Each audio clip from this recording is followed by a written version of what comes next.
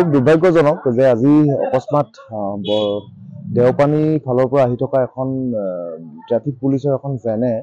আহি নিজৰ নিয়ন্ত্ৰণ হেৰুৱাই ইয়াৰ যিটো বৈদ্যুতিক খুঁটা সেই খুঁটাত ইতিমধ্যে খুন্দা মাৰে আৰু খুন্দা মৰাৰ ফলশ্ৰুতিত ইয়াত ব্যক্তিগতভাৱে যদিও কাৰো হতাহত হোৱা নাই, কোনো মানুহ ইয়াত দুৰ্ঘটনাত আঘাতপ্ৰাপ্ত হোৱা নাই, কিন্তু দুৰ্ভাগ্যবশতঃ সেইখনে নিজৰ নিয়ন্ত্ৰণ হেৰুৱাই এখন স্কুটিত খুন্দা মাৰে। আৰু এইটো এটা বিষয়টো যথেষ্ট চৰ্চা হৈ গৈছে, কিয়নো আজি ট্ৰেফিক পুলিচ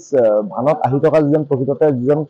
চালক, সেই চালকে ইতিমধ্যে মদ্যপান কৰি থকা আমি উমান পাইছোঁ। চ' এনে এটা ক্ষেত্ৰত মই এটা কথাই ক'ব বিচাৰিছোঁ যে আপোনালোকে যিহেতু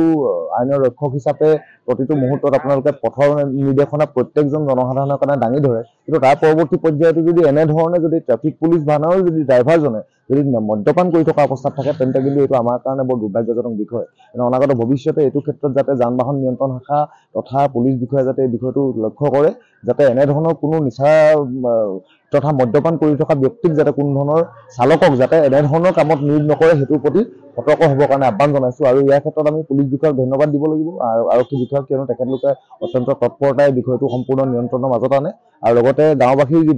গাঁওবাসীৰ বুজাবুজিটো আমাক অত্যন্ত বেছি সহায় কৰিছে। এতিয়ালৈকে কাকো হতাহত কৰা নাই বা ড্ৰাইভাৰ আৰু চালকজন এই চালকজন বৰ্তমান কোনো ধৰণৰ তেওঁলোকৰ লগত শাৰীৰিকভাৱে প্ৰহাৰ কৰা ঘটনা ইয়াত সংঘটিত হোৱা নাই আৰু ভাল পৰিস্থিতি মৰ্মে এতিয়া সম্পূৰ্ণ আৰক্ষী থানাৰ হাতত তেওঁলোকক গতাই দিয়া হ'ল। হয়, বিশেষভাৱে আজি কোনো এইটো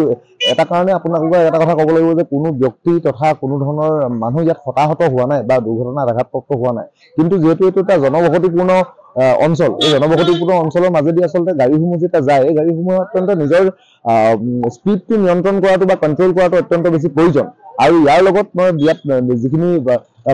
আৰু বিভাগীয় কৰ্তৃপক্ষকো ক'ব বিচাৰোঁ, ইয়াত যিহেতু আমাৰ পানী যোগান আঁচনিৰ কাৰণে যি ব্যৱস্থা কৰা হৈছে, এই পানী যোগান আঁচনিৰ ব্যৱস্থা কৰা যিখিনি গাঁত, সেই গাঁতখিনি যেনেধৰণে মাটি দি উপযুক্তভাৱে পুতিব লাগে তেওঁলোকে পুতিব পৰা নাই। আৰু তাৰ ফলশ্ৰুতিত মানে যিকোনো ধৰণৰ যান বাহন যেতিয়া গাড়ী পথৰ পৰা কাষত আহে, তেতিয়া কিন্তু সম্পূৰ্ণ নিয়ন্ত্ৰণ হোৱা পৰিলক্ষিত হৈছে। সেইবাবে এই এনেধৰণৰ দুৰ্ভাগ্যজনক ঘটনা নঘটিবৰ কাৰণে কেৱল মাত্ৰ এটা কৰ্তৃপক্ষই নহয়, ইয়াত বিভিন্ন কৰ্তৃপক্ষৰ এটা চেইনৰ দৰে জগৰীয়া হৈ আছে। সেয়েহে এই ক্ষেত্ৰত যাতে বিভাগীয় কৰ্তৃপক্ষ তথা আৰক্ষী বিষয়াই তদন্ত কৰে, তদন্ত আওতাত আনি পেলাই যদি দোষী হয় তেনে তাক উচিত সাব্যস্ত কৰিব লাগে। আৰু যদি ক'ৰবাত নহয় ক'ৰবাত পথ কৰ্তৃপক্ষই হওক বা পানী যোগান আঁচনি কৰ্তৃপক্ষই হওক বা আজি ট্ৰেফিক পুলিচৰ চালকৰ ক্ষেত্ৰতে হওক, যদি কোনোবা যদি অপৰাধী হয় তেন্তে তাৰ এটা উচিত তদন্ত ব্যৱস্থা কৰিব লাগে।